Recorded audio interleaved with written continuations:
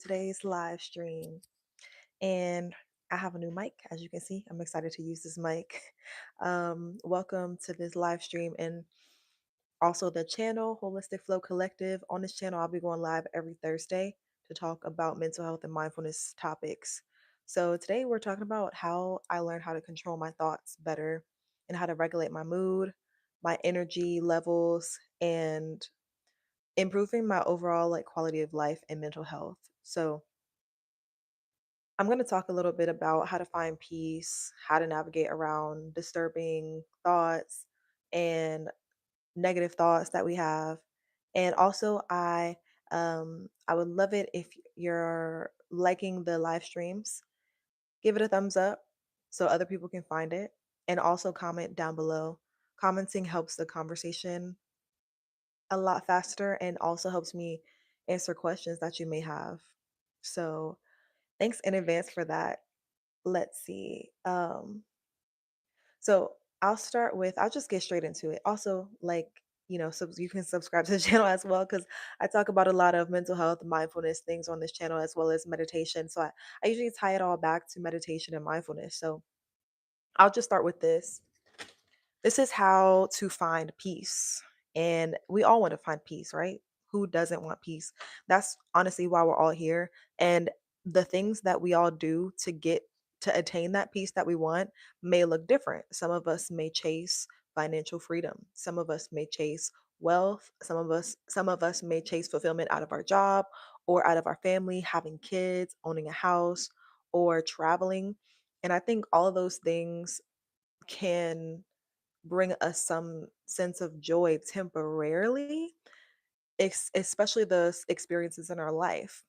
However, I really think that having peace from within comes from a certain level of understanding, releasing the things that you can't control helps you gain more control, all in all. So let's dive deeper into how that happens.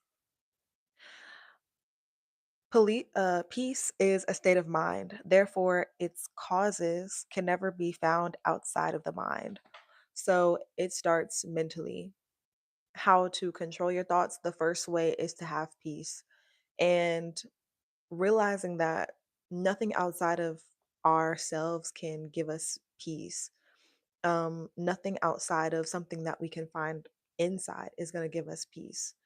So, for example, I think everyone has a tendency somewhere down the line to seek peace of mind from outside sources because it's a way of temporary satisfaction.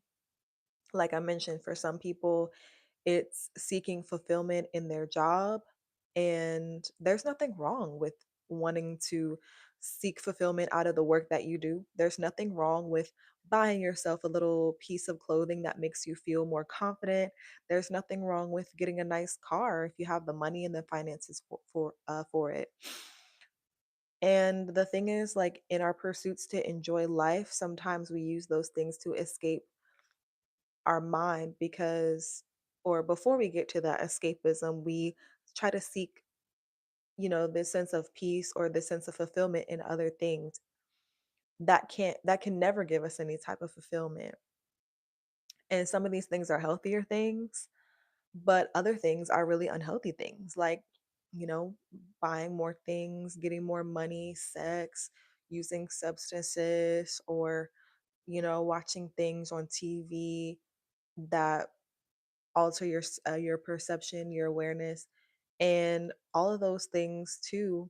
Whether you're doing it in a healthy way or unhealthy way, a lot of a lot of us miss the point of like how we find peace of mind. And the first step to that is like releasing all the things, all the distractions that we pursue just because we think they're going to give us that peace. So after that, it fi- learning about our mind is also about learning how to let go of control. You gain control by letting go. And What I mean by that is your ability to surrender to the things that you're afraid of doing, your ability to surrender to the plans that you once had because they're not going your way is the best way forward, honestly. So, um, last year, well, in 2024, I was on the road to like a very successful content creation business and yoga retreat business. I hosted my first ever yoga retreat in 2024. And through the years of like 2021 through 2024, like I was constantly climbing this ladder because I had this goal of becoming a full time entrepreneur and running my business, having mindfulness, having events around yoga, community, and mindfulness and meditation. So, um, as I was, climbing this ladder to get to where I was going, there was a lot of things about just running a business that I was at the time uneducated about, but I constantly pursued educating myself about these things. And in that pursuit, I also worked myself a lot harder than I probably should have. So I was overworked and my finances that I was getting from my business wasn't able to cover a lot of the things that I wanted to do. So after running on fumes and working like all around the clock for my business, because at the same time I also had a full-time job. And if you know about entrepreneurship, it's like 24/7. You don't really like get much sleep too if you want to be successful, especially in the beginning of it too. So in that pursuit, I realized I was running out of steam. It felt like I was constantly going on the incline, and then I was trying to run on the treadmill, but then also the treadmill speed kept increasing as I was running faster. So I had to learn how to accept the things I had to learn how to accept the things that life is trying to teach me at the time, which was I actually needed to retract from my business at the time. It was burning me out. And when I was burnt out, there was no steam or energy left for me to put into what I was doing. And then at the same time, I didn't have the monetary funds for what I was doing. And um, it ended me up in a lot of debt as well. And that was a hardship that I went through. And I'm also going to get to your comments in a minute too. But I feel like I suffered a lot of, thoughts, intrusive thoughts running through my head like, you know, am I really meant for this? Am I really cut out for being an entrepreneur? Am I really going to reach my goals? Did I fail? Is this failure going to impact me later down the line? And how long before I can get back up on my feet? And at the same time, I was going through like a breakup and a whole bunch of different things. When life hits you and you have just like these intrusive thoughts, all these things can happen to where you get yourself in a mental slump. But me realizing that I had to accept the things that were handed to me at the time and then learn from it was a big, huge factor to me finding peace in that moment, even when I felt like I didn't have peace. Saturn is solo said, I've been keeping up with all these lives and I appreciate you making content like this. Definitely the type of content I want to make in the future. Awesome. Well, thanks for your support and I really appreciate your comment as well. Seeing you be consistent even when you're not getting the same attention that you have on your lock channel is inspiring. Thank you so much. And thank you for, supporting both channels. I know I've been on the Holistic Flow channel for a long time and since 2020. And starting with that channel, I realized that there's a certain category of content that people want to see, like the lock content, because that falls under beauty, and hair care, and that's a very high, high evolving category. And at some point, I realized that I was putting more effort into making those videos. m- And even though I really enjoy making that content and I know that it's inspiring people, I also wanted to contribute more.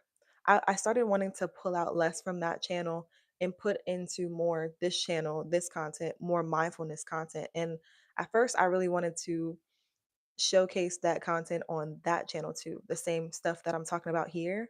And I tried to do both on that channel, the other channel, and it wasn't picking up, right? Like the algorithm and stuff like that, you know how it works. So the algorithm wasn't picking it up. People weren't enjoying those videos as much as the lock videos. So that's why I came over here, made this space, and now wanting to pour more into this side, the mindfulness side of things, because honestly, this is why I like got on YouTube in the first place. The lock journey just happened to be a part of the journey, and yeah. So thanks so much again for rocking with me for both sides of my contributions to the internet. So it's exciting. We're going places and definitely make that content. Saturn is solo. Definitely make that content. Um, and just do it. Just put yourself out there because the thing is consistency and, you know, just blocking out those thoughts that be like, I should start tomorrow, maybe the next day, maybe the next day. No, do it today, right? So that's great. Thank you. So, yeah, I would say one of the main factors that allowed me to feel like I had more control over my thoughts, that I could make my thoughts positive, is also the people that I surrounded myself with. And it's like we're magnets. We literally are magnets. The words that we say are magnetized. The words that we tell ourselves no are super important because no one else knows what you say to yourself. Only you know what you say to yourself. So imagine if you talked to your best friend or someone who you love the most. Imagine if you talked to your best friend the same way you talk to yourself negatively. What are some things that you say to yourself that you're trying to catch and then you're trying to not say those things anymore? Like some things I used to say to myself, like I said before, when I shut down my business for a little while and it's still basically shut down, but I still have my eyes on the prize. Some of the things I used to say to myself was like, nah, you're not really cut out for this for real. You're not cut out to be an entrepreneur. You don't have the brain for it. You don't have the capacity to it for it, and you don't have the ability to really focus on one thing, at least right now. Um, you know, you just not you're meant to do something more simple. Just sit down and you have too many thoughts, stuff like that. And I would say that to myself. Now, that doesn't sound so harsh because I think I've worked on my self-talk over years, but imagine how worse your self-talk might sound to you, and then imagine saying that to another friend. Saturn is solo says lock content also just has a ceiling, but this type of content will last forever. Yes, that is so true. Lock content can be trendy, and I feel like, some people will always have locks. I don't feel like I'll ever cut my locks off or anything like that. I honestly can't imagine myself without locks now. I feel like it's the only hairstyle that fits me. Um, but yeah, that is true. And also, at any time, the algorithm can change. But yeah, you're right. Mindfulness, mental health content, that's something that people will always need. And the information that I'm sharing on this channel will be information that people are always finding out more, because it's kind of like when you read a book and the book goes really deep in depth into different concepts. And you read the book when you're like age 22, and then because you're at age 22, the frontal lobe, it ain't all the way there yet, so you're understanding it at your capacity that you have to understand information at that age and at that time in your development. And then you go back and reread that same book at age 26, then you're like, whoa, whoa, whoa, this is new information to me. Even though you read the whole thing when you were 21, 21, 22, it's new information when you're 26 because you've gone through more things in your life. You've experienced more things. I feel like y'all can correct me if I'm wrong. Let me know this in the comments, but because I haven't been in my 30s yet, but I feel like the 20s is the most changing, most dynamic decade. Am I right or am I wrong? Because I feel like once you get past your 20s into your 30s, you're more solidified in what you want, or your personality is more solidified, your way of life and your way of going about things is more solid and consistent. Whereas like the jump, because you're still learning and you're still growing like the most in between your the decade of your 20s. But I digress.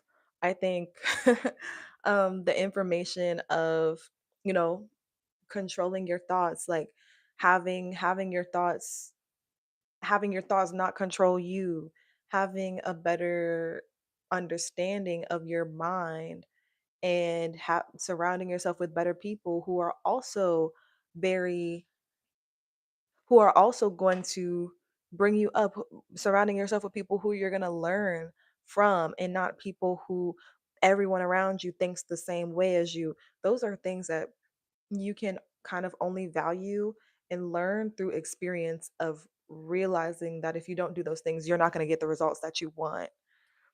And it's like things like that can slow us down, surrounding ourselves with negative thinking people or vampires, you know, telling ourselves that we'll start tomorrow or we'll start the next day, and knowing that we want to make our vision board or there's things that we want to do, but procrastinating on them.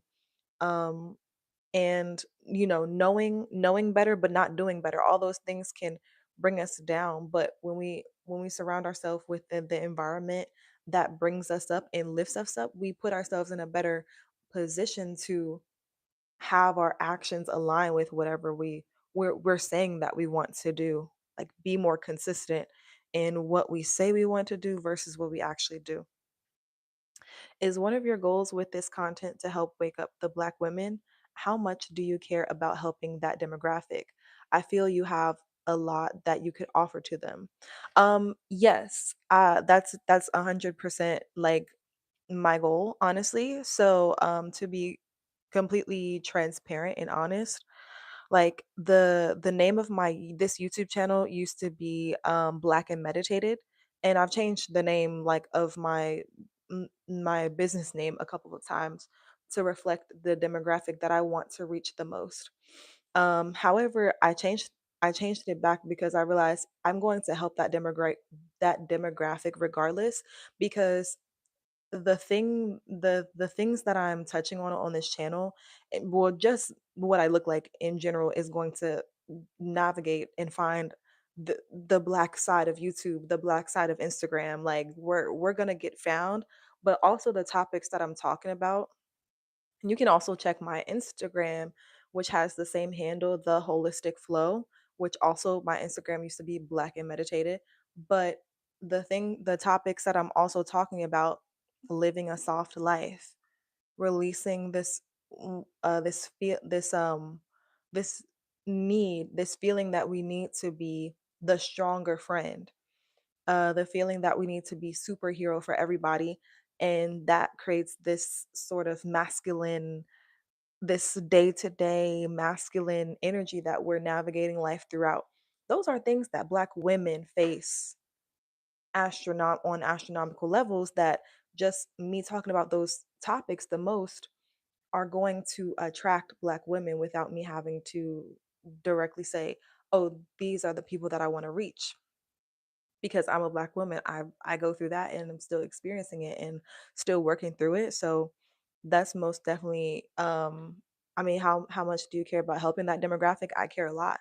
That's why I'm consistent on even when I fall off of my content, you don't see my face for a couple months and then I hop back on. Um so that's always been my goal. That has always been my goal. And I'll also be vulnerable in something else. Um a creator on Instagram and YouTube that I look up to, and she's more so of a retreat facilitator, yoga teacher, and like wellness events facilitator. Who I look up to the most is Mel Douglas. She's the founder of Black Women's Yoga Collective or Black Women's Yoga Co. And I look up to her brand the most because that like before I knew what I wanted, like exactly what I wanted to do and exactly how that would look like, that like whatever she's doing is quite literally like what I've always wanted to do and what I will do. Not what I've always wanted to do, but personified. So yeah, if you want to kind of like look at that, look kind of see behind my eyes and what my plans are for the future, you can look at Mel Douglas Yoga on Instagram. I think she's most active on Instagram and her events, which brings Black women and POC women together, but also is a safe space for this demographic um, to show up not in a way that to show up in a way that is authentic. And I know that's such a generic term, but to not have to show up in any type of way that is expected of us to show up. That's the whole point. Thank you for these questions. Thank you. Yeah, this is getting really vulnerable and really touchy. So which is something that I need. So thank you so much. Said I'd be losing hope for in our I'd be losing hope in our Black women because of how much that community has been indoctrinated, abused when they were young, and raised in terrible environments in general. People like you give me hope. Well, I will say this. You can never not that I'm saying that you assume these things about people because they're true and they happen to a lot of people. And a lot of yeah, a lot of people. However, we can never assume that because of someone's behavior or mannerisms in their present day that something specific happened to them as a child that caused their behavior. There are some people who um just like me, they can sit here and talk about all these things and have been through all of those things that you literally just mentioned. And there are some people who make choices to do a lot of deep work within themselves um so that they can show up better. And there's also a lot of people who have been through the same things that do the deep work people who do the deep work, they've been through all the same things. But the other group of people um maybe are called to do some work within themselves and then they don't do it, or they're more neglected, or they just it just takes the more effort and it takes more awakening for that person to do that work. And I will say I've been through things that people probably would never guess that I've been through. And I think the thing about it is like I know I'm strong or emotionally intelligent because I've done the work. And part of it might just be that I'm a Taurus moon, you know what I'm saying? But also also it's because I've realized I know how frustrating it can be when you feel like the circumstances that you've been handed in life made you into the person, the broken person that you had to be in order to heal. And that it's frustrating when you feel like you got to do all the work. You got to be the one that does the healing. And then you heal and then someone else comes and kind of scratches on that wound that you're trying to heal up. And then you got to do the healing and the healing and the healing and all this work. And the question that you just asked me, though, those are the people that I'm aiming to reach. And to do that, you have to have community, which is why community is so important. So all of the things that you mentioned, indoctrinated, community has been indoctrinated and abused, um, raised in terrible environments. The way that we solve that and we heal that is by getting in community who wants to heal too. Because, like I said, about this, elevating your mindset thing, a huge, probably one of the biggest, no, I would say the biggest factor in your healing and the biggest factor in your mindset growth is being around community who's trying to do the same thing, or being around community who has done the thing that you're trying to do, or else it's going to be so difficult to do what you're trying to do if no one around you is doing the same thing. It's like, you know how mold collects more mold, right? So, like, if you have a box of moldy strawberries and you pick a freshly picked strawberry, red and ripe and juicy, and then you put that strawberry in the middle of the other moldy strawberries, the freshly picked strawberry is going to have mold on it in 2 days. Because not because that freshly picked strawberry was already moldy, but because it was surrounded by other mold. And that's how we are. Like, if you are surrounding yourself by moldy people, it's going to be a matter of time until you get moldy too. But if we're surrounding ourselves with freshly picked strawberries and people who are trying to make them their life fresher, renewed, then it's more likely that that will rub off on us. We're going to do the same. So, thanks again, Saturn and Solo, for your comments. And yeah, I mean, I'm proud that people like me give you hope. What are some other people who are putting out some content like this? Let me know in the comments below. What are some other people that you know who are putting out some content like this? And yeah, and let me know. How much do you feel family is important? And why do you think the Black woman doesn't care about family nearly as much as they used to and have such an independent mentality? Okay. So how much do you feel family is important? I feel like, I feel that when you have family, um, your your natural born or blood family, if they are a positive force in your life, that's a blessing. Some people don't have that, literally. Some people's blood family are not a positive influence on their lives. So, or some people are not born into blood family. They have extended families who raised them, or, you know, what other foster families or things like that. And then also, like, yeah, so I think with those people, sometimes they often find um families like I would say adopted families or like extended families who that act as family members, as parents or as, loved ones.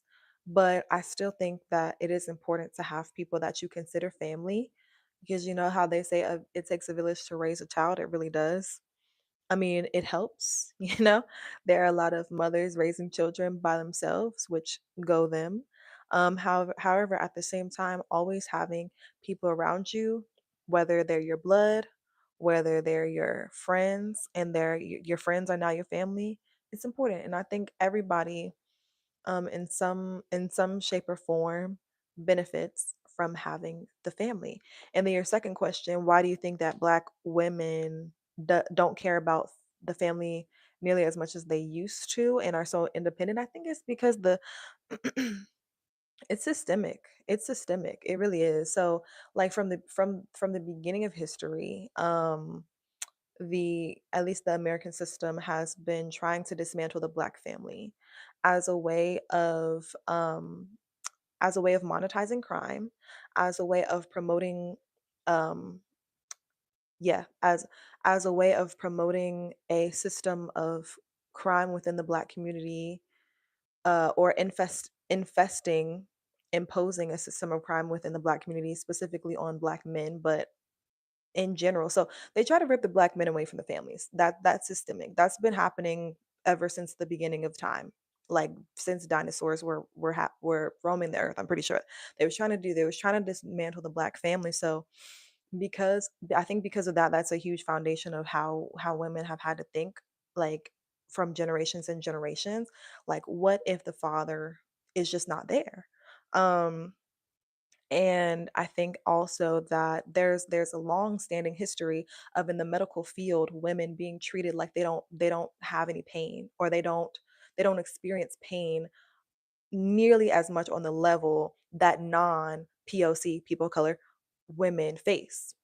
Like women being denied, not only Black women but women of color as well, being denied pain reduction medicine in the hospital, or being denied the proper amount of care, for sterilization, being tested on, for generations, when they're in the hands of a slave master, not being given anesthesia, when go undergoing surgery. Like, there's a long history of that in the medical field. So there's already a very toxic systemic belief that the Black woman does not experience pain, or doesn't experience pain, physical pain, nearly as much as other people. So I think, I mean, there's a lot else that I could say about this as well, but in general, a lot of Black women still believe this about ourselves too, because it's the way that we've had to kind of like survive time and time. So there's a lot of things that contribute to this. Now, do we want to believe it? No, but it's at the same time, it's like, what else? Like, sometimes, what else is there to cling on to feel a sense of safety and survival, for ourselves? So, interesting questions. So, all I want one day is to be fulfilled and have a family with a Black woman, but I can't seem to find anyone who is nearly as passionate about this topic, unfortunately, and are trying to build together. Um, well, I'd say that I definitely know some. I definitely know some women who are just as passionate about this topic, and um, I think as long as the Black community in general is attempting, making our best effort, like putting our best foot forward to stand in solidarity with one another, not fight each other, and not condone this side of like man versus woman, or who experiences the most pain. We don't care. We don't care. We shouldn't care about that. We shouldn't debate about that. And then I think right now, based upon how the current state of America is going, how the current state of the world is going, it has shown how time and time again we kind of fail the test each time. S- to In the test is how transparently are we going to see that the systems that have been put in place are meant to tear each other apart and put each other in the same type of wars against each other mentally and socially, uh, just like the wars that have gone on in the past. Like, there's always something created out of the ether that is put in place to kind of like distract us. So, I would say in your pursuit to like kind of find that people like that, maybe involve yourself in communities that are like, talking about the same things that you are passionate about as well. So, yeah. So, in about 5 minutes, I might start to wrap it up. You know, this has been a good conversation. So, thanks so much for your comments, and I personally enjoy when these conversations start to go like they start to flow in different directions, because eventually it all flows back. If you're watching on the replay as well, type some comments below. What do you want to see me talk about in like next week's live streams? Because hopefully soon, not hopefully, we will soon have like a lineup of topics that I can just go on discussing week after week after week, anything regarding mental wellness. It can be specific to the Black community, but mental wellness, meditation, um, stress, anxiety management, um, anything around that. Yeah. So, okay, I will leave you all with this. This quote is from Eckhart Tolle. So, discomfort is inevitable, but suffering is a choice. I forgot which book I read and this quote was in there, but I want to leave y'all with that. It's that discomfort is inevitable, but suffering is a choice, meaning that circumstances in life will happen that make us uncomfortable. We have to practice this daily practice of noticing when we're uncomfortable and not allowing that discomfort to linger for too long.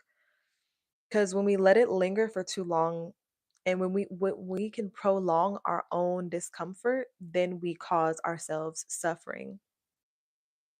We cause ourselves suffering. I'll give you a prime example. I will give you a prime example. Last week, I wanted to finish my vision board with a friend. So we went to that was actually the beginning of this week. This week, I finished a vision board. I wanted to finish my vision board with one of my friends.